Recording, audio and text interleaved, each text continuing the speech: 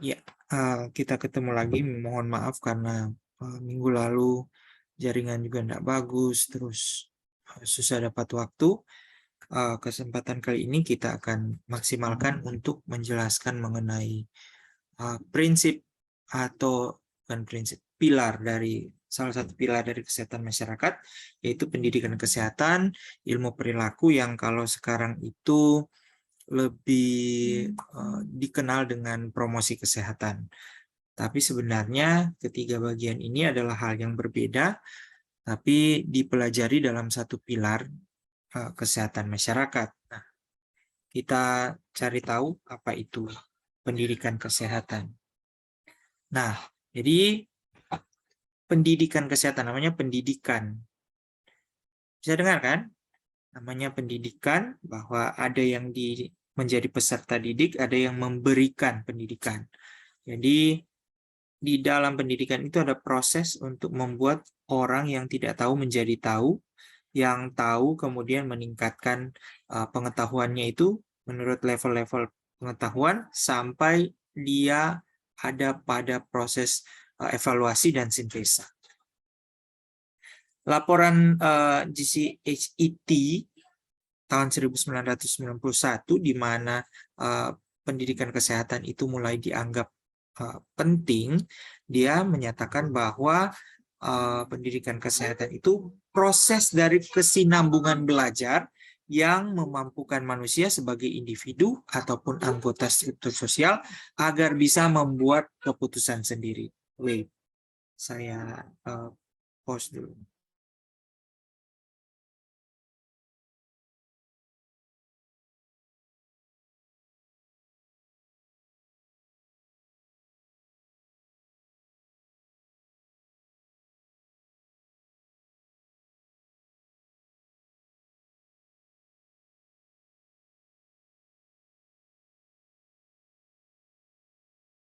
Ya, saya lanjutkan.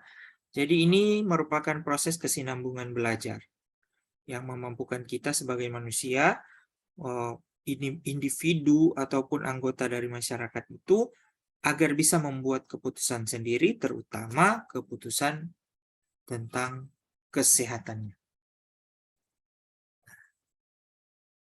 Ini kalau menurut Lawrence Green bilang tahun 1980, dia bilang pendidikan kesehatan ini adalah gabungan dari pengalaman belajar yang dirancang untuk memfasilitasi perilaku secara sukarela yang berguna bagi kesehatan. Jadi dirancang memfasilitasi perilaku agar dia punya keinginan sendiri secara sukarela untuk untuk melakukan hal-hal yang berguna bagi kesehatan. Nah, pengalaman belajar ini dapat diperoleh sendiri dan masing-masing pengalaman tersebut mempunyai kelebihan dan kekurangan. Jadi health education ini bukan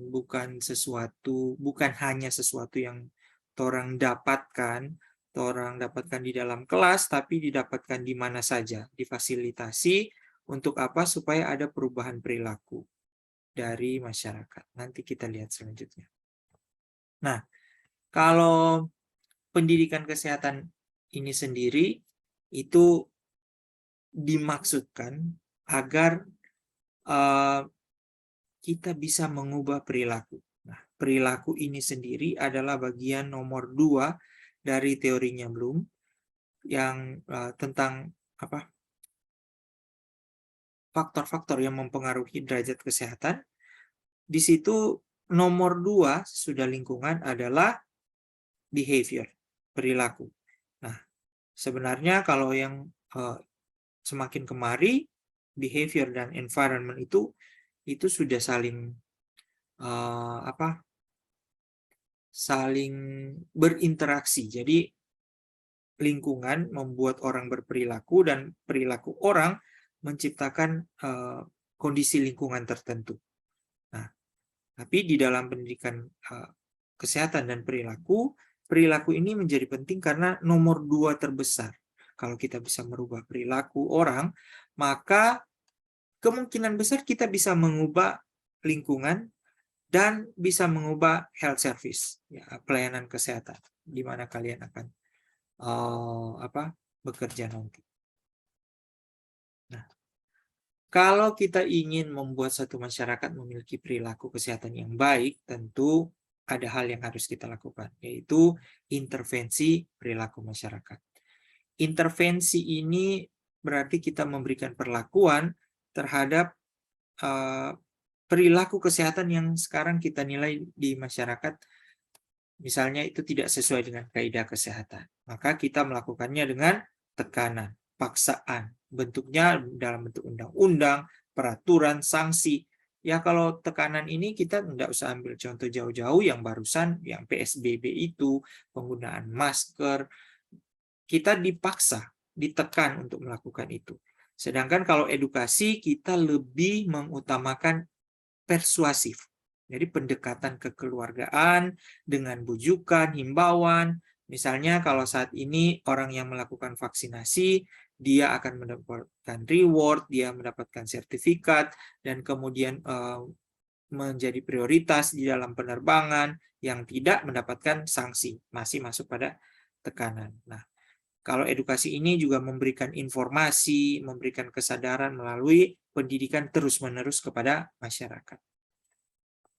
Nah, selanjutnya, pendidikan kesehatan ini adalah usaha untuk mengupayakan supaya perilaku individu atau kelompok masyarakat ini mempunyai pengaruh positif terhadap pemeliharaan dan peningkatan kesehatan. Nah, disitulah intervensi dibutuhkan. Ada 3 faktor menurut Lawrence Green yang mempengaruhi orang perilaku saat ini. Jadi ada predisposing factor, faktor predisposisi, faktor di awal, kemudian faktor pemungkin yang memungkinkan kita melakukan sesuatu, bertindak, kemudian ada yang faktor menguatkan. Jadi ada 3 di pendidikan kesehatan ini yang kalau orang-orang di Promkes belajar banyak tentang ini di kesehatan masyarakat. Apa yang menjadi predisposing, apa yang menjadi faktor yang menyebabkan faktor utama orang untuk melakukan satu hal, atau yang lebih dikenal dengan modus. Apa modus utama orang melakukan misalnya minum minuman keras? Itu kan perilaku yang tidak baik. Dia kemungkinan besar dipengaruhi oleh kebudayaan atau dia sedang stres. Nah, apa faktor pemungkin?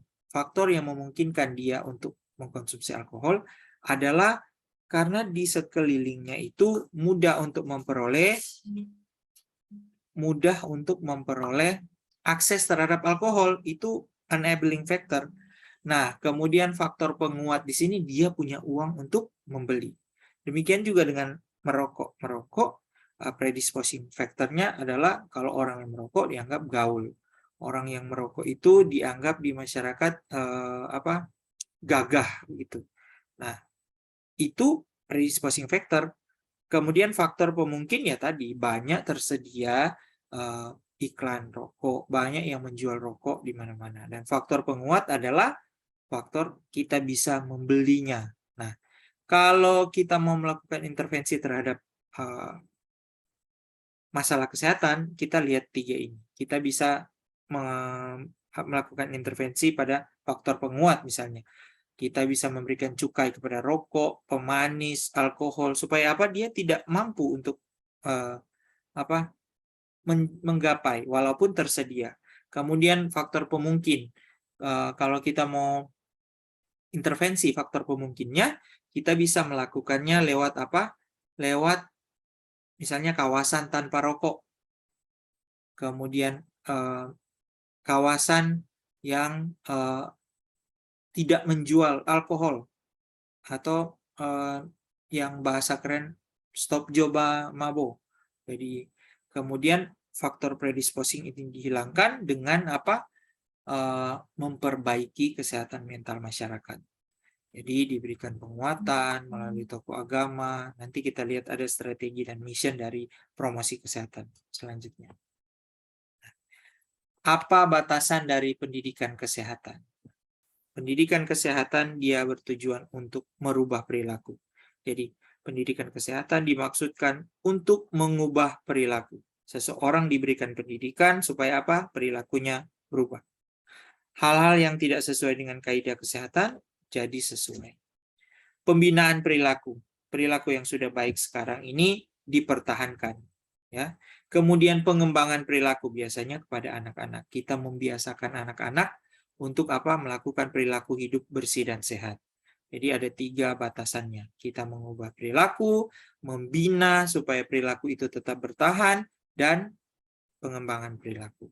Hal ini tidak bisa kalau ada yang berpikir ketika kita melakukan satu kali penyuluhan saja sudah dianggap melakukan satu pendidikan kesehatan. Tidak seperti itu. Pendidikan kesehatan itu berkesinambungan. Satu saja penyuluhan itu tidak cukup.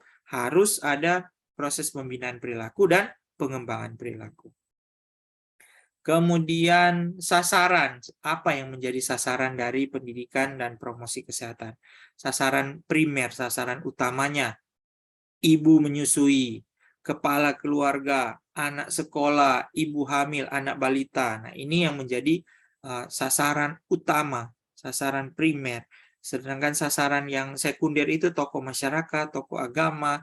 Sasaran tersier itu penentu kebijakan di pemerintah pusat dan daerah tentunya. Kemudian ini di dalam promosi kesehatan, ya, itu lebih besar sebenarnya dari pendidikan kesehatan. Nah, pendidikan kesehatan itu tidak berdiri sendiri.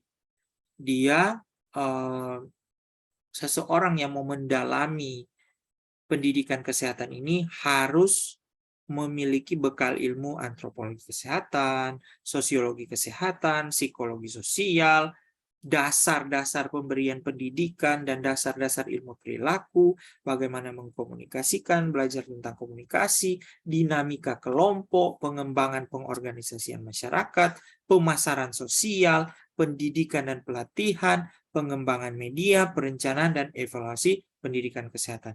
Ini kompetensi-kompetensi keilmuan yang seharusnya dimiliki seorang promotor kesehatan atau pendidik kesehatan. Nah, sub-sub bidang ilmu inilah yang menyusun pendidikan kesehatan. Jadi, walaupun kalian di sini adalah administrasi rumah sakit, kalian memang tidak perlu mendalami pendidikan kesehatan, tetapi kalian perlu tahu saja kalau ada promkes di rumah sakit, petugas promkes ini loh dia kompetensi keilmuan yang harus ada. Sehingga kalau ada hal-hal yang terkait dengan ini, diserahkanlah kepada promkes. Petugas promkes maksudnya.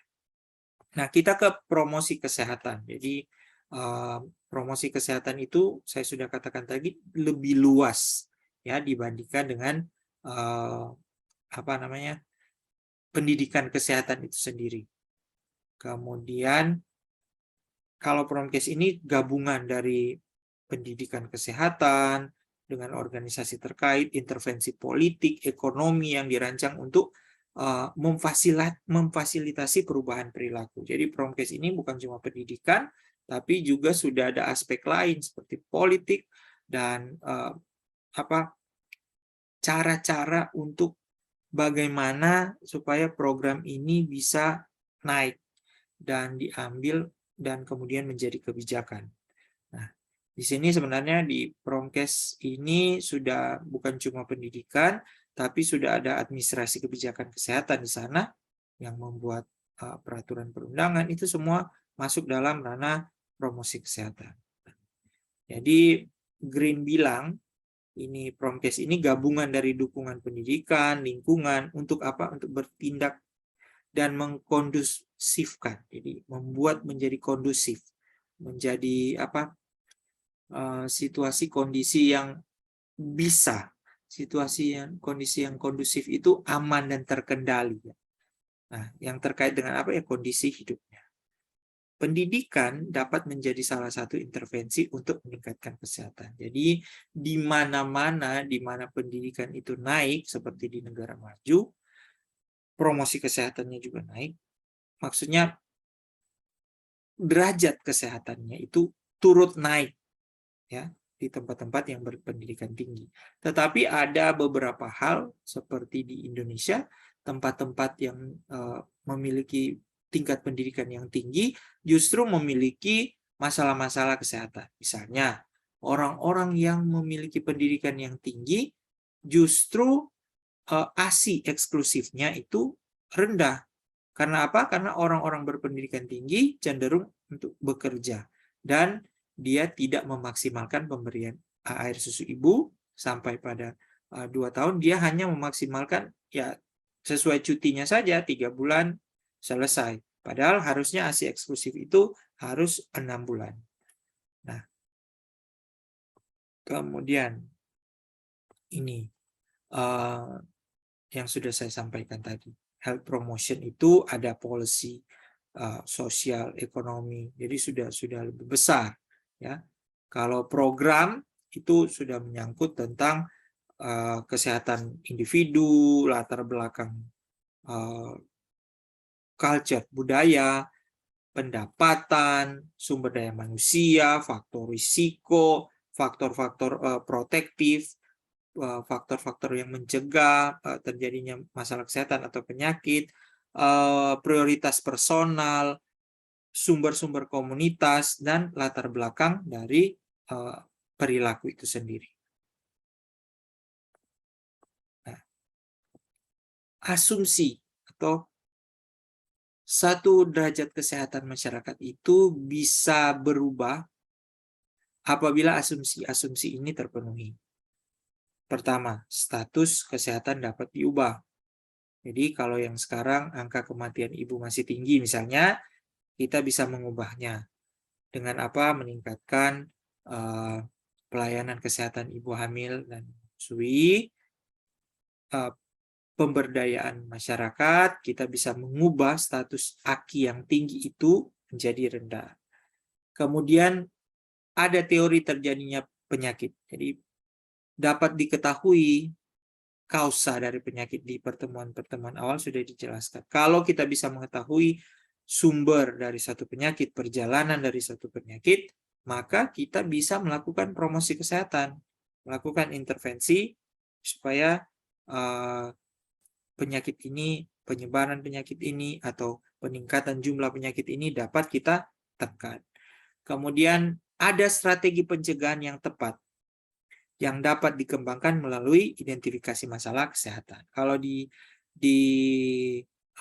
prodi kesehatan masyarakat, mereka harus punya kompetensi dasar mengidentifikasi masalah kesehatan. Jadi kompetensi dasarnya seorang lulusan kesehatan masyarakat itu dia mampu melihat ini adalah sebuah masalah dan punya strategi baik yang baru maupun yang sudah pernah dilakukan sebelumnya, dimodifikasi kayak atau apa, itu bisa dipakai untuk mengatasi masalah ini. Kemudian kesehatan seseorang dipengaruhi oleh faktor-faktor seperti gaya hidup, faktor keturunan, lingkungan, dan pelayanan kesehatan. Jadi kalau empat ini mempengaruhi, kita bisa melakukan promosi kesehatan. Selanjutnya, perubahan kesehatan individu dan masyarakat akan mempengaruhi status sosial. Jadi ketika kita memperbaiki status kesehatan seseorang, ini akan meningkat. Jadi sejak tahun 2000, sejak zaman reformasi, pemerintah Indonesia berusaha untuk meningkatkan derajat kesehatan masyarakat. Reaktivasi posyandu, pembangunan puskesmas di mana-mana, itu tujuannya untuk apa? Supaya masyarakat sehat. Ketika masyarakat sehat, status sosial juga naik. Kemajuan-kemajuan diperoleh, orang-orang semakin makmur. Ya, kalau dulu orang daya belinya kurang. Sekarang daya belinya semakin bagus. Karena apa? Derajat kesehatan masyarakatnya bagus. Jadi kalau umpama masyarakat yang sakit-sakit, bagaimana dia bisa berproduksi? Kemudian individu, keluarga, kelompok kecil, kelompok besar, bertanggung jawab atas kesehatan mereka sendiri. Jadi adalah orang yang bertanggung jawab. Ketika kita mengubah mindset, pengetahuan dari orang-orang ini, kita bisa mengubah perilaku mereka dan kemudian gaya hidup mereka. Dan yang terakhir, itu perilaku diubah secara permanen. Ya. Kalau mau berubah secara permanen, seseorang harus memiliki motivasi dan siap untuk berubah. Nah, ada banyak hal yang buat orang tidak siap untuk berubah. Ya. Makanya sampai sekarang ini dari tahun 1986 sudah dicanangkan tentang perilaku hidup bersih dan sehat. Contohnya mencuci tangan menggunakan sabun. Tapi sekarang sampai dunia sekarang pun masih susah orang untuk mencuci tangan pakai sabun, ya. Tapi ada perubahan-perubahan seperti kalau orang makan itu ya dia setidaknya mencuci tangannya. Itu dulu orang tidak seperti itu. Tapi sekarang sudah mulai ada perubahan dan perubahannya permanen karena ada 3 strategi tadi yang sudah disampaikan di awal. Mempertahankan dan mengembangkan kebiasaan-kebiasaan yang baik. Ini promosi kesehatan ya, yang di Indonesia itu didefinisikan sebagai upaya untuk meningkatkan kemampuan masyarakat melalui apa? Pembelajaran dari, oleh, untuk, dan bersama masyarakat agar apa? Agar mereka dapat menolong dirinya sendiri serta mengembangkan kegiatan yang bersumber daya masyarakat sesuai sosial budaya setempat dan didukung oleh kebijakan publik yang berwawasan kesehatan. Jadi, promosi kesehatan ini base-nya masyarakat. Tujuannya masyarakat. Yang kita harapkan masyarakatlah yang akan terbangun kesadarannya untuk memperbaiki derajat kesehatannya sendiri. Jadi bisa dikatakan kalau proses promosi kesehatan ini adalah proses untuk membuat orang mampu meningkatkan kontrol terhadap apa? Terhadap kesehatannya sendiri, ya. Kemudian memperbaiki yang buruk, yang tidak sesuai kaidah kesehatan menjadi sesuai dengan kaidah kesehatan. Kemudian memperbaiki dan sesudah memperbaiki meningkatkan kesehatan mereka, ya. Jadi ini sebenarnya tujuan dari promosi kesehatan itu bukan hanya dari pemerintah, dari pemegang program, dari puskesmas, dari rumah sakit yang akan melakukan promosi, tapi harus dari masyarakatnya sendiri. Karena ini untuk kepentingan masyarakatnya. Apa yang menjadi sasaran dari promosi kesehatan? Individu dan keluarga. Tatanan, sarana kesehatan, rumah sakit, puskesmas, institusi pendidikan, sekolah, tempat kerja, tempat-tempat umum, organisasi, ormas, organisasi profesi, LSM, media massa, itu adalah sasaran dari promosi kesehatan. Kemudian tidak lupa petugas kesehatan, pemegang program kesehatan, pemerintah, politisi, dan swasta. Ini adalah sasaran dari promosi kesehatan. Kalian adalah sasaran promosi kesehatan di mana? Di petugas kesehatan, di rumah sakit. Kalau kita disebut tenaga kesehatan, tentunya kita harus memiliki integritas. Jadi kalau setidaknya kita tidak melanggar kaidah-kaidah dari kesehatan. Misalnya, kalau yang petugas kesehatan yang ideal itu ya tidak merokok, tidak minum minuman keras. Kalaupun melakukan itu ya pada tempatnya, ya, tidak dipertontonkan. Karena akan membuat masyarakat itu ragu terhadap program kesehatan yang kita terapkan atau kita harap masyarakat untuk mengikutinya. Ini misi Promkes, advocate, jadi advokasi.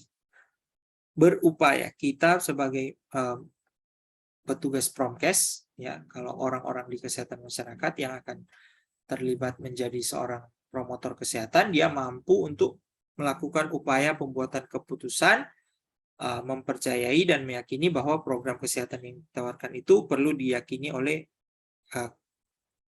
perlu didukung oleh kebijakan publik. Jadi dia harus melakukan sesuatu, meyakinkan orang-orang yang mengambil keputusan, menentukan kebijakan, supaya apa? Mereka mau mengadopsi program ini dan dijadikan kebijakan supaya banyak orang mematuhinya. Kemudian menjadi perantara, menjembatani, memediasi. Jadi menjalin kemitraan dengan berbagai bidang. Kemudian enable, memampukan, empower, jadi memberikan kemampuan, keterampilan kepada masyarakat supaya mereka mampu untuk melakukannya sendiri, memelihara, meningkatkan kesehatannya secara mandiri. Nah, ini strategi yang pertama, advokasi untuk membuat keputusan. Caranya ya seperti ini, ya. Caranya lobbying, pembicaraan formal, seminar, penyajian isu-isu current isu masalah kesehatan, ya. Menggunakan orang-orang yang berpengaruh secara politik, tidak secara langsung kalau kita tidak bisa menemuinya secara langsung, melakukan campaign, kampanye. Nah, sasarannya itu siapa? Pejabat eksekutif, legislatif, pemimpin perusahaan, penguasa, bahkan mungkin kalau dia tokoh agama yang tinggi-tinggi, yang dirasa berpengaruh, itu juga kita bisa melakukan advokasi. Kemudian yang kedua, dukungan sosial. Nah, social support ini sangat penting. Adanya dukungan dari tokoh masyarakat, tokoh agama ini akan membuat program kita itu dipercaya oleh masyarakat. Nah, ini masuk dalam mediate, ya. Jadi untuk memuluskan misalnya 3M yang lalu supaya semua orang patuh, maka digunakanlah tokoh agama dan tokoh masyarakat untuk menghimbau supaya bisa melakukan 3M dengan baik. Selanjutnya, empowerment, pemberdayaan masyarakat. Ini ditujukan kepada masyarakat. Bagaimana masyarakat itu sendiri, dia secara mandiri menentukan masa depan kesehatannya. Caranya ya dana sehat, pos obat desa, arisan sehat, gotong royong. Itu yang dilakukan dalam promosi kesehatan. Terima kasih. Ada yang mau bertanya? Silakan. Ada yang mau bertanya? Seli Oktarina. Iya, Atau Ner. mau tanya apa? Tadi kan Ner bilang promosi kesehatan ada hubungannya dengan politik. Kira-kira Ner mau tanya dan kira-kira apa Kang DP hubungan dengan politik? Cuma itu, Ner. Sebenarnya kalau promosi kesehatan ini memang harus berhubungan dengan politik. Tadi kan ada advokasi di sana. Satu kebijakan, ini saya belajar administrasi kebijakan kesehatan, toh, itu pasti dipengaruhi oleh yang namanya political will. Ya. Kalau tidak ada political will, maka tidak akan terjadi kebijakan. Dia tidak akan menjadi peraturan. Kalau tidak ada keinginan politik dari orang-orang yang menentukan kebijakan itu, yang membuat itu, yaitu para politikus. Jadi, promosi kesehatan ini harus melibatkan politician, proses-proses politik, supaya apa? Supaya bisa diadopsi oleh mereka, mereka menganggap ini penting, kemudian muncul political will dari mereka, dan kemudian orang boleh toki ini menjadi satu kebijakan, jadi satu peraturan. Misalnya kawasan tanpa rokok, KTR, Perda KTR, peraturan daerah KTR. Kita enggak, ada beberapa daerah yang belum ada peraturan daerah kawasan tanpa rokok. Kenapa? Karena belum ada political will dari orang-orang di politik untuk mengangkat ini menjadi isu yang hangat dan diputuskan. Jadi di situ kaitannya antara promosi kesehatan ini dengan politik. Kalau mungkin ada promosi kesehatan tertentu yang sudah program promosi kesehatan tertentu yang disusupi oleh kepentingan politis, ya di mana-mana juga ada, bukan cuma program promosi kesehatan, yang lain pun ya seringkali kalau sudah di ranah yang ada campur tangan politik di situ, ya bisa jadi ada kepentingan politik yang masuk di dalam situ. Itu sudah bagiannya orang di administrasi kebijakan kesehatan. Boleh Celi atau? Iya, Ner, semengerti. Terima kasih.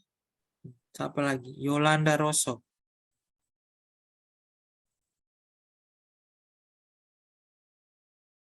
Moren Mondoringin. Ada yang mau bertanya? Tidak ada?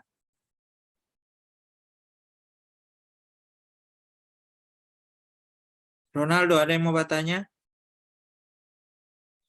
Dengar. Oke, Ngoni dapat mata kuliah promosi kesehatan?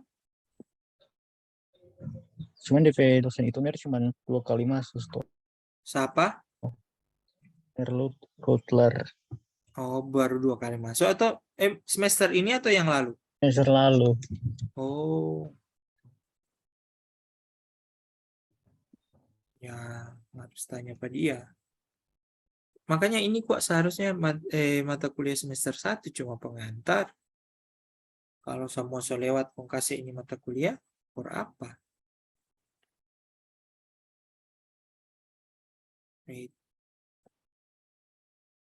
Coba saya muncul dulu tuh muka-muka. Cuma Ngoni, kita mau screen capture.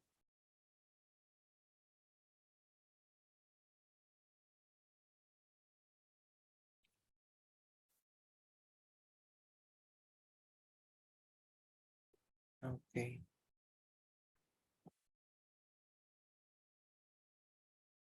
Untuk mid semester, kita enggak bikin ujian mid semester. Kita cuma kasih tugas untuk mid semester. Bentar.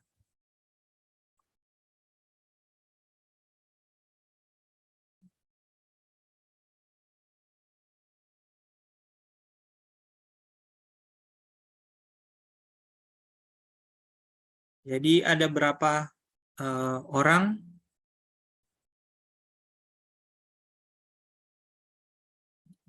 yang apa?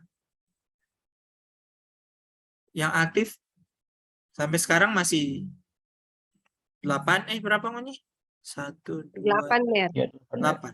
8 masih aktif. Iya, Ner.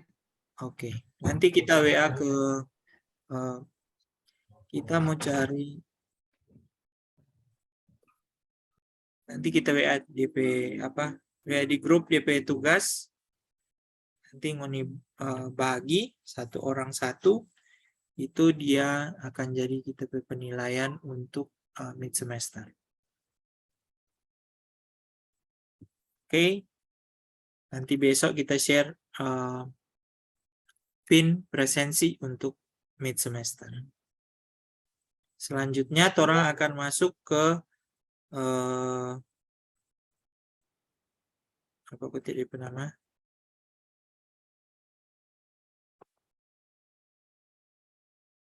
Nanti